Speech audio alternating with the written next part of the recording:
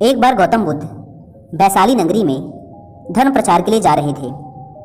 जब वे नगरी के बीचों बीच से गुजर रहे थे तो उन्होंने देखा कि कुछ सैनिक तेजी से भागती हुई एक लड़की का पीछा कर रहे हैं। वह डरी हुई लड़की एक कुएं के पास जाकर खड़ी हो गई। वह हाँफ रही थी और प्यासी भी थी। बुद्ध ने उस बालिका को अपने पास बुलाया और कहा कि वह उनके लिए कुएं से पानी निकाले, स्वयं भी पिए और उन्हें भी पिलाए। इतनी देर में सैनिक भी वहां पहुंच गए। बुद्ध ने उन सैनिकों को हाथ के संकेत से रुकने को कहा। उनकी बात पर वह कन्या कुछ झेपती हुई बोली, महाराज, मैं एक अछूत कन्या हूँ।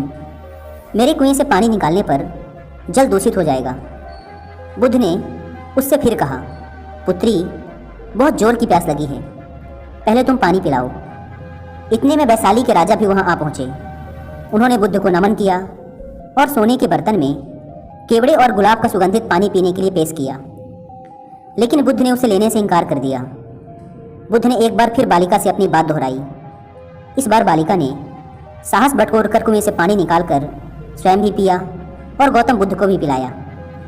पानी पीने के बाद बुद्ध ने बालिका से भय का कारण पूछा। कन्या ने बताया, मुझे संयोग से राजा के दरबार में गाने का अवसर मिला था। राजा ने मेरा गीत सुन मुझे अपने गले की माला पुरस्कार में दी, लेकिन उन्हें किसी ने बताया कि मैं एक अछूत कन्या हूँ। यह जानते ही उन्होंने अपने सैनिकों को मुझे कैद खाने में डाल देने का आदेश दिया। मैं किसी तरह उनसे बचकर यहाँ तक पहुँची थी कि आप मिल गए। इस पर बुद्ध ने कहा, सुनो राजन, मैं चाहता हूँ कि आप मेरी इस बात को हमेशा याद रखें कि किसी भी इंसान की पहचान उसके धर्म या जाति से नहीं, बल्कि उसके गुणों और कर्मों से होती है। जिस बालिका के मधुर कंठ से निकले गीत का आपने आनंद उठाया, उसे पुरस्कार दिया, जिसके कार्य इतने अच्छे हैं, वह अछूत हो ही नहीं सकती। यहाँ पर नीची सोच और छोटे कार्य करके अछूत होने का परिचय तो आपने दिया है।